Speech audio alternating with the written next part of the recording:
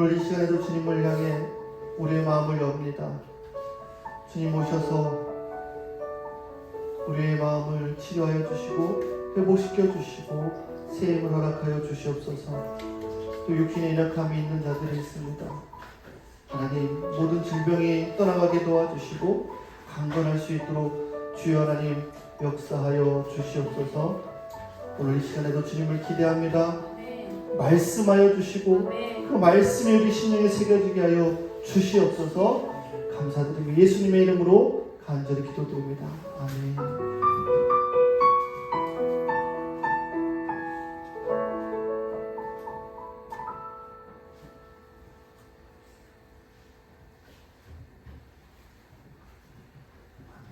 감사합니다.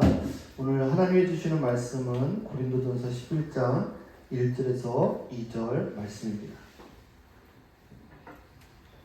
고린도전서 11장 1절에서 2절 말씀입니다.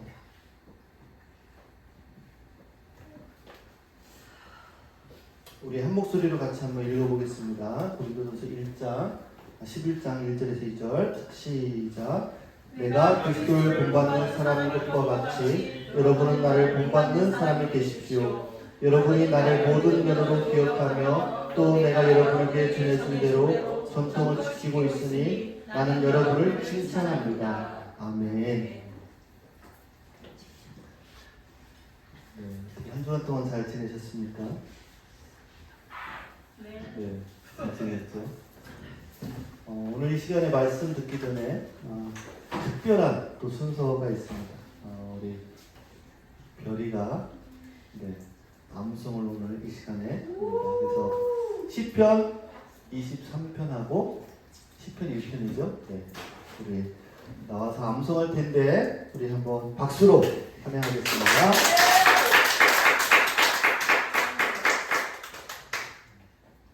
차렷하고 경례 이렇게 하고 시작하겠습니다. 앞에 보고 차렷 경례 박수.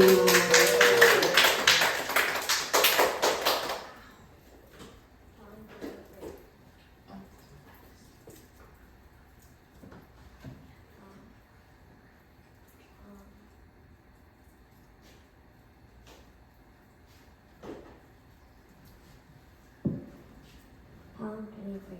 The Lord is my shepherd, I shall not want. He makes me lie down in green pastures. He leads me beside still waters. He restores my soul. He leads me in paths of righteousness for his name's sake. Even though I walk through the valley of the shadow of death, I will fear no evil, for you are with me. Your rod and your staff, they comfort me. You prepare a table before me in the presence of my enemies. You anoint my head with oil. My cup overflows. Surely goodness and mercy shall follow me all the days of my life, and I shall dwell in the house of the Lord forever. Psalm 1. Blessed is the man who walks not in the counsel of the wicked, nor stands in the way of sinners, nor sits in the seat of scoffers, but his delight is in the law of the Lord, and on his law he meditates day and night. He is like a tree planted by streams of water that yields fruit in its season, and its leaf does not wither. In all that he does, he prospers. The wicked are not so, but are like chaff that the wind drives away. Therefore the wicked will not stand in the judgment, nor sinners in the congregation of the righteous. For the Lord knows the way of the righteous, the way of the wicked will perish. Amen.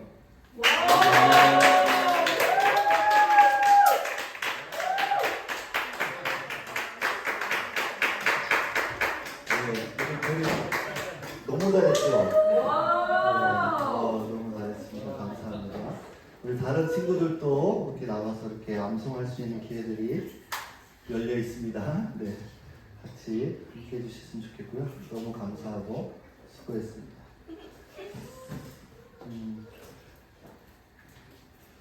지난 한 주간 동안 여러분들이 어떻게 잘 지내셨다고 대답을 하셨는데 저는 한 주간 동안 지내면서 마음에 화가 나는 일들이 있었어요.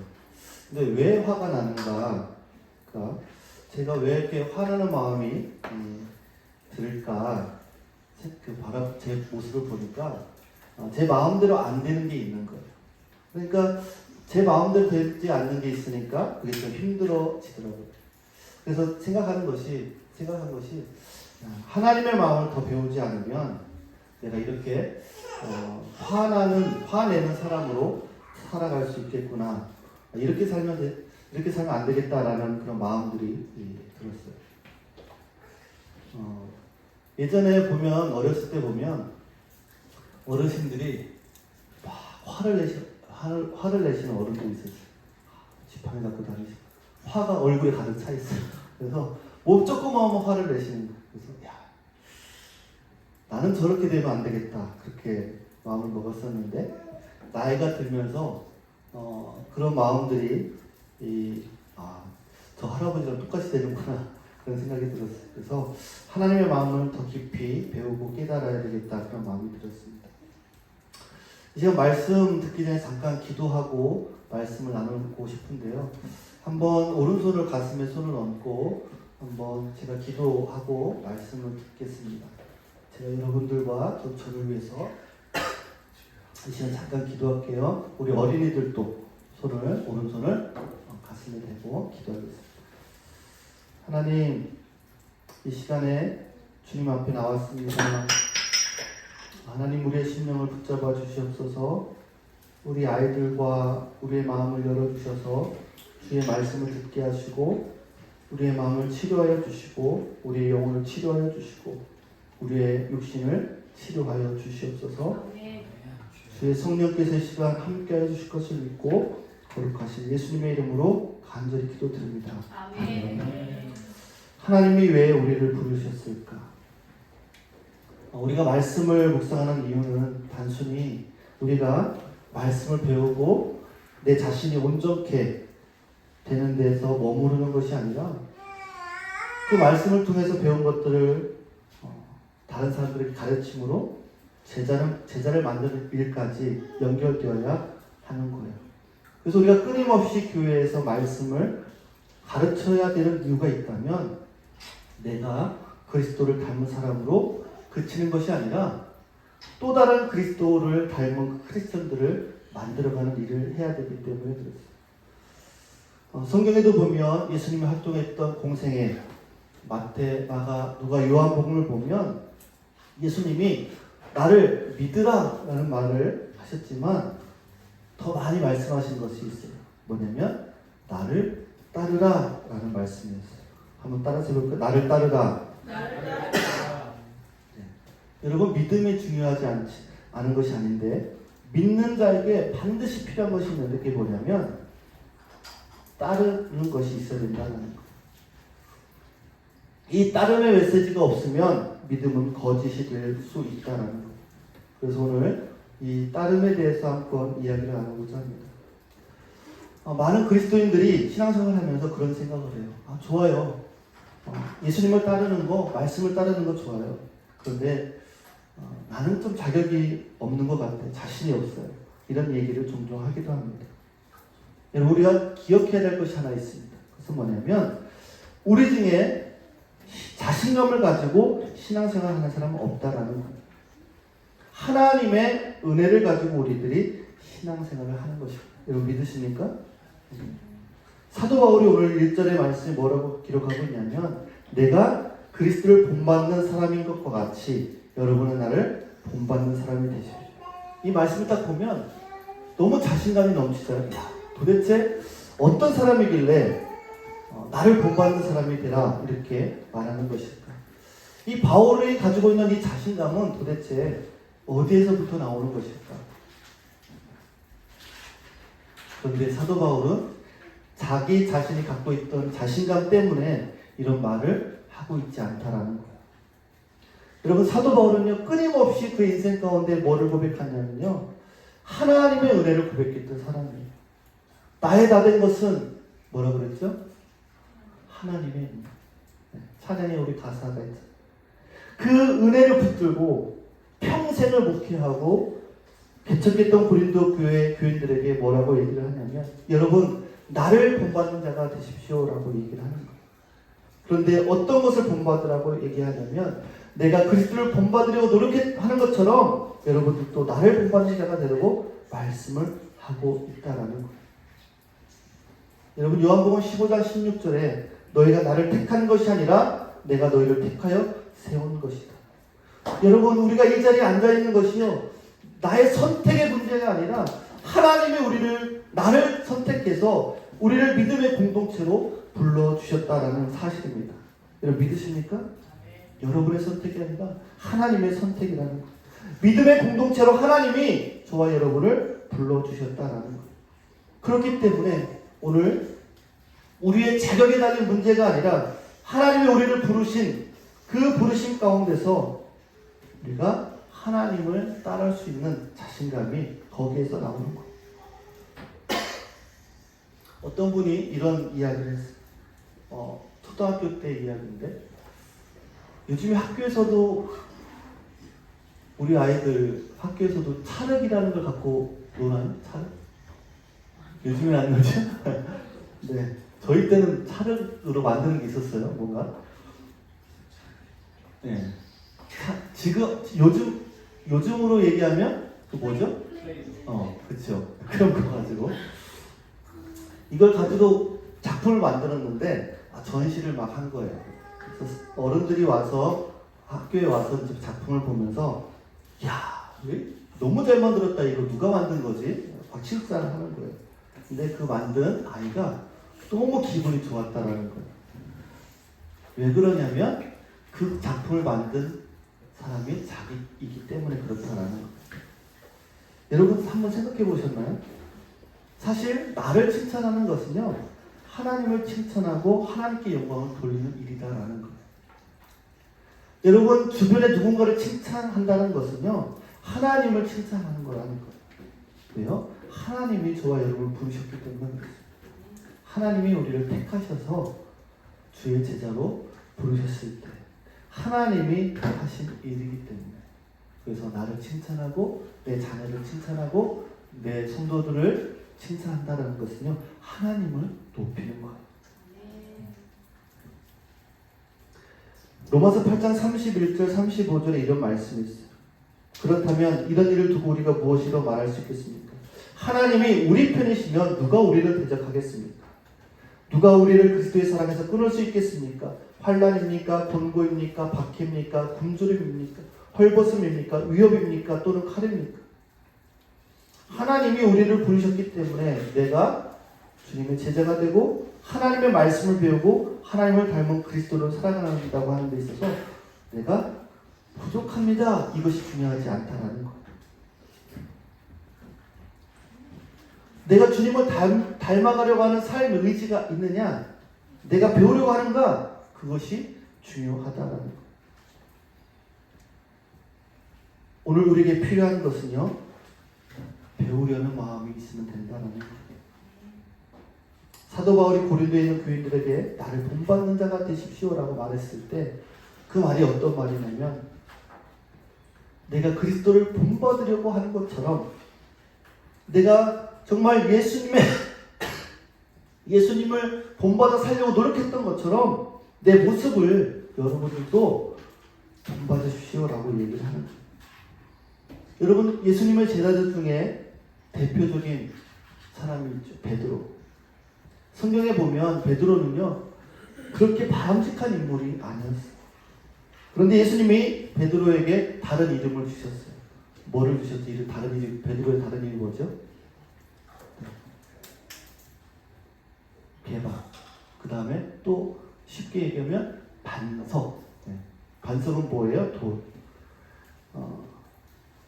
이 반석이라는 이름을 예수님이 베드로에게 주셨어요. 놀라운 것은요, 예수님이 그 이름을 베드로에게 주신 이후에 베드로를 절대 포기하지 않으셨다는 거예요. 얼마나 많은 단점들이 드러납니까, 성경에? 그런데 예수님은요, 끝까지 베드로를 포기하지 않으셨어요. 여러분, 하나님이 여러분을 포기하지 않으십니다. 내 부족함 때문에 여러분 문제가 되지 않다라는 거예요. 하나님이 여러분들을 선택하셨기 때문에 하나님은 우리를 절대 포기하지 않으십니다. 여러분, 근데 주님을 닮아가는 이 삶이 쉽지는 않아요. 베드로전서 2장 21절에 보니까 그리스도께서는 여러분을 위하여 고난을 당하심으로써 여러분의 자기의 발자취를 따르게 하시려고 여러분에게 본을 남겨 놓으셨습니다. 쉽지 않은 거예요. 우리 삶에 고난이 있을 수도 있다라는 거예요. 주님을 믿고 따라가는 삶이 그렇게 쉽지 않다라는 거예요. 그러나 그 길을 갈 수 있게 주님이 하신다라고 말씀하시는 거예요. 예수님을 본받는 가장 강력한 방법이 무엇일까? 마태복음 11장 29절에 보니까 예수님은 나의 마음이 온유하고 겸손하니 내 멍에를 메고 나한테 배우라. 여러분, 배우라는 말씀은요, 권면하는 게 아니에요. 좀 배우세요라고 권면하는 게 아니에요. 명령입니다. 주님께서 뭐라고 말씀하셨어요? 배워라 라는 거. 이 강력한 배움의 이 완성은요, 내가 배우는 데서 그치는 것이 아니라 내 배움을 통해서 누군가를 가르치는 단계까지 나아갈 때 우리는 진정한 제자가 되고 진정한 가르침을 완성할 수 있다는 거예요. 여러분, 말씀을 묵상한다고 말씀을 읽고 묵상하고 배우면서 그것으로 끝나는 것이 아니라 그 배움이 내 삶에서 살아가지고 누구에게가 배움을 가르치는 사람이 될 때 진짜 기쁨이 우리에게 찾아오게 되는 거예요. 여러분에게 정말 중요한 말씀 하나 드리고 싶어요. 여러분들이 아무리 말씀을 읽고 많이 알아도 우리가 그것을 배우는 것에 그친다면 그 인생은 참으로 허무하다라는 거예요. 중요한 것은요, 우리들이 배운 것을 내가 살아내는 거예요. 하나님의 말씀을 살아내는 거예요. 한번 따라해서 볼까요? 하나님의 말씀을 살아내자. 그것이 중요한 거예요. 우리들의 삶을 통해서 누군가를 가르치는 말이 아니라 내 삶을 통해서 가르치는 것. 그것이 우리들에게 열매로 나타나기 시작할 때 우리들의 삶에 큰 기쁨이 된다는 것. 본문 2절에 이렇게 말합니다. 여러분이 나를 모든 면으로 기억하며 또 내가 여러분에게 전해준 대로 전통을 지키고 있으니 나는 여러분을 칭찬합니다. 여기에서 칭찬하다라는 말은요, 영어 성경에 보면 I am glad라고 되어 있어요. 기쁘다라는 거예요. 사도 바울이 고린도 교회에 있는 성도들에게 여러분, 내가 여러분을 가르쳐준 대로 그렇게 행하고 전통을 지키는 것을 보니까 내가 정말 마음이 기쁘다라는 거예요. 여러분, 목회자로서의 기쁨이 뭔지 아십니까? 그것은 여러분들이 말씀을 듣고 그 말씀대로 살아내려고 하는 그 모습을 볼 때 마음이 기쁜 거거든요. 이 안녕 신앙생활이라는 책이 있어요. 근데 그 책에 보면 이런 말이 나와 있어요.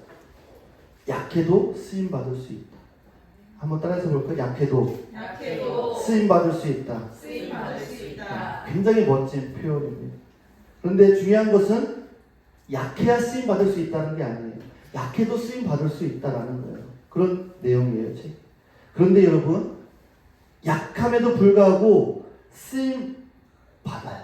그런데 이 약함에 머물러 있으면 그 약함이 악함이 된다는 거예요. 여러분, 굉장히 마음에 와닿는 이야기입니다. 우리들이 약해도 쓰임 받을 수 있지만 그 약함에 머무르는 것이 아니라 우리를 쓰시는 하나님의 은혜를 가지고 우리들이 쓰임 받아야 될 줄 믿습니다. 아멘. 여러분, 약함은요 문제가 되지 않는다라는 거예요. 여러분, 저도 얼마나 약한 부분들이 있습니까? 그런데 그 약한 부분에 머물러 있어서는 안 된다라는 거예요. 어떻게 우리들이 이 약함에 머물러 있지 않고 어떻게 우리들이 제자의 삶을 살아갈 수 있는가?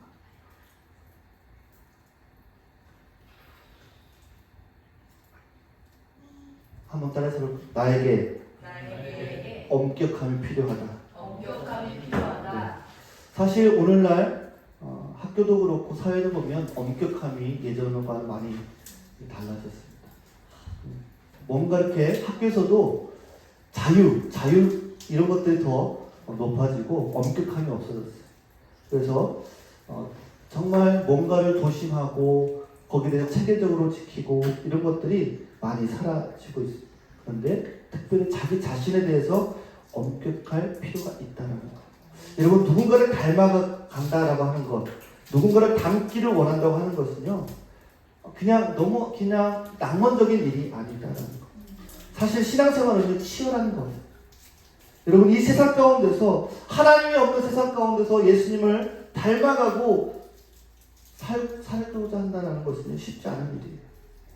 우리가 예수님을 닮아간다고 하면서 예수님에 대해서 배움 없이 예수님을 닮아간다? 그건 결코 가능한 일이 아니죠. 제대로 배우지 않으면 우리는 그렇게 살아갈 수가 없습니다. 그래서 이 배움의 과정에는요, 엄격함이 필요한 거예요. 그래서 제자 훈련을 하는 거죠. 그래서 시간을 내어서 숙제도 하고 말씀도 암송하고 그러면서 내 자신에 대해서 엄격하게 하면서 그 배움의 과정들을 갖는 거예요. 여러분, 우리에게 주어진 시간은요, 26시간인가요? 24시간밖에 없어요. 결국 우리들의 삶에 무언가를 할 것인가는 우리가 선택하게 됩니다. 내가 제일 중요하게 생각하는 것, 가장 중요하기 때문에 내가 선택을 합니다. 우리들이 하나님의 사람으로 살아가는데 우리들이 말씀을 배우고 말씀을 살아가는 것, 그것을 우리가 선택하지 않으면 우리는 절대로 주의 제자로 살아갈 수가 없는 거예요. 하나님의 마음을 배울 수가 없는 거예요. 그런 사람으로 살아갈 수가 없는 거예요. 요즘 청소년들에 대해서 청소년 사역자들이 하는 이야기가 뭐냐면 우리 청소년들이 삶의 목적이 없다는 거. 그냥 되는 대로 게임하고 그냥 쾌락을 쫓아서 살아가는 애들이 너무 많다는 거. 똑같은 24시간 중에 그 삶을 내가 중요한 것을 선택해야 되는 거. 굉장히 좋은 말이긴 한데 우리들의 편의, 배려라는 말이 때로는 굉장히 비겁한 말이 될 수가 있어요. 왜냐하면 나를 변명하는 말이 될 수 있기 때문에 그래, 바쁘니까, 피곤하니까, 그래, 잠시 나중에 해야지. 말씀 묵상 가야 그래, 피곤해, 내일 해야지. 정말 우리들에게 정말 중요한 것이 있다. 분명한 원칙이 우리 안에 내가 배움을 믿고 살아가는 삶의 원칙이 세워지지 않는다면 절대로 그렇게 살아가지 못한다라는 것. 여러분, 왜 이스라엘 많은 왕들이 타락했을까요? 왜 하나님의 징계를 받았을까요? 여러분, 이스라엘이라는 나라는요, 작은 나라예요. 그런데 이스라엘이라는 나라를 보면 아래로는 애굽이 있고 위로 올라가면 두루와 시돈이 있고 또 다른 옆에 보면 아수르, 바벨론, 이 이스라엘 민족의 주변에 강대국들이 너무 많았어요. 그래서 늘 힘들었던 거예요. 그러니까 이스라엘 왕이 생각하기에 왜 저들은 저렇게 강할까? 보니까 그들이 믿는 신이 눈에 들어왔고 이 이스라엘 왕들이 우상 숭배하면서 백성들도 같이 타락을 합니다. 근데 놀랍게도 성경을 보면 아무리 큰 강대국들도 하나님께서 치시면 무너지더라는 거예요. 어떤 나라도 영원히 존재하지 못하더라는 거예요. 우상을 숭배하며 꿈꿨던 일들이 여지없이 다 무너져 내렸다라는 거예요. 악인의 모습이 현재는 눈에 보여지는 것이 화려해 보일지 모르지만 하나님 앞에 올바로 서 있지 않는 것은 여지없이 다 무너졌다라는 거예요. 여러분, 우리 어린이들이 바라보고 부러워하는 것들, 우리들의 세상을 바라보면서 부러워하는 것들, 그것이 우리들의 믿음 안에서 주님을 닮아가는 삶이 되지 아니하고 우리들의 삶의 원칙이 올바로 세워지지 않을 때 그건 어느 순간에 무너질지 모른다는 거예요. 여러분, 신앙생활하는 사람들이 세상이 가지고 있는 어떤 스펙, 세상에서 살아가는 우리도 어떤 재능을 무시하는 것이 아니라 가장 중요한 원칙이 우리 안에 세워져 있느냐라는 거예요. 안디옥 교회에서 교회들이 처음으로 그리스도인이라 불림을 받았어요. 그 당시에 그들은 어떤 삶을 살았기에 그리스도인이라고 불렸을까요? 예수님을 닮은 삶을 보았기 때문에 예수님의 모습을 보고 그 사람들의 삶이 예수님과 닮은 것을 보고 그리스도인이다라고 불렀다. 교회 공동체의 제자가 된다는 것은 어떤 모습일까? 나를 본받는 자가 되라고 얘기했던 사도 바울의 그 고백은 어떤 고백이었을까? 사도 바울이 이런 고백을 하잖아요. 내 몸에 나는 그리스도의 흔적을 지녔다라고 얘기합니다. 여러분, 사도 바울이 몸에 지녔던 그 흔적이 뭘까요? 여러 가지로 우리가 영적으로도 얘기할 수 있겠지만 사도 바울은 복음을 전하다가 매도 맞고 돌에도 맞고 바울의 몸에는 상처가 있었어요. 그 인생의 목회 여정 가운데 몸에 난 상처를 볼 때마다 내가 그리스도를 위해서 복음을 전하다가 받은 고난이 있구나. 여러분, 이 당시 고린도 교회는요 굉장히 타락한 도시였어요. 우상이 많은 도시였어요.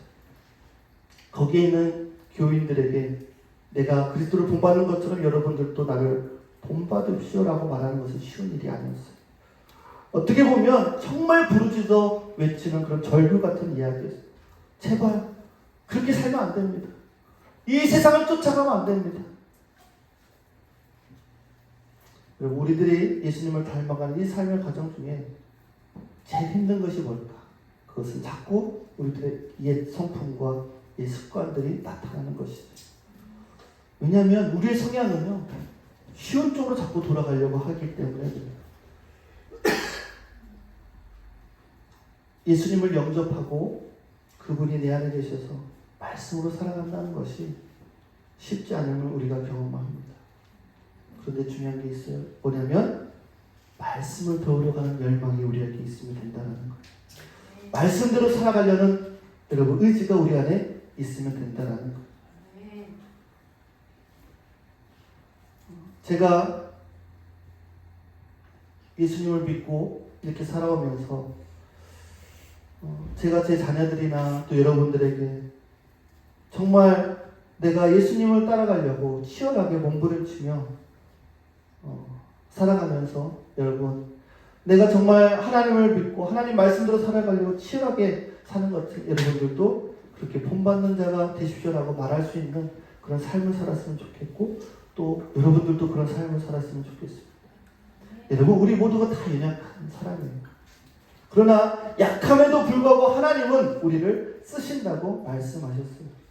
연약함으로 인해서 연약함에 머물러 있는 악함이 아니라 우리의 연약함을 쓰시는 그 하나님의 은혜를 안고 우리들의 삶을 고백할 수 있는 저와 여러분 될 수 있기를 간절히 축복합니다. 아멘. 여러분 오늘 이제 한 주간 삶 가운데 치열하게 또 말씀을 가지고 여러분들이 살다가 다시 다음 주 이 자리에 모일 수 있기를 간절히 소망합니다. 치열함으로 인해서 열려있는 십자가를 바라보며 눈물을 흘리며 주님의 복음을 바라보며 예수님을 바라보며 주의 말씀대로 주님을 닮아가려고 하는 복된 삶을 사는 한 주간이 될 수 있기를 간절히 축복합니다. 아멘. 이 시간 한번 같이 기도하겠습니다. 하나님, 우리는 연약합니다. 부족합니다. 매일 무너집니다. 감정이 무너지고 생각이 무너지고 말씀을 묵상한다고 하지만 그것을 묵상한 대로 살지 못할 때가 얼마나 많이 있는지 모르겠습니다. 하나님, 우리가 그 연약함에 머물러 악으로 남아있지 않게 하여 주시옵소서. 하나님께서 약한 자도 쓰신다고 말씀하셨는데 그냥 그저 그 약함 때문에 머물러서 매일 똑같은 삶을 반복하는 인생 살아가지 아니하도록 하나님 도와주시옵소서. 하나님, 우리 아이들 어렸을 때부터 하나님 예수님을 잘 믿고 나아갈 수 있도록 하나님 인도하여 주시옵소서. 세상의 쾌락을 쫓아 세상 애들이 다 똑같이 게임을 하고 좋아하니까 애들하고 이야기하려면 게임을 해야 되니까 이렇게 똑같은 인생을 살아가지 않도록 하나님 우리 아이들을 생각을 마음을 붙잡아 주시옵소서. 24시간 똑같이 주어진 이 시간 속에서 내가 무엇을 선택하고 그 시간들을 보낼 수 있을까? 정말 그 중요한 이 시기에 한 번 가면 다시 되돌아오지 않는 이 귀한 시간에 내가 내 인생을 허비하는 인생을 살아가지 아니하도록 하나님 인도하여 주시옵소서.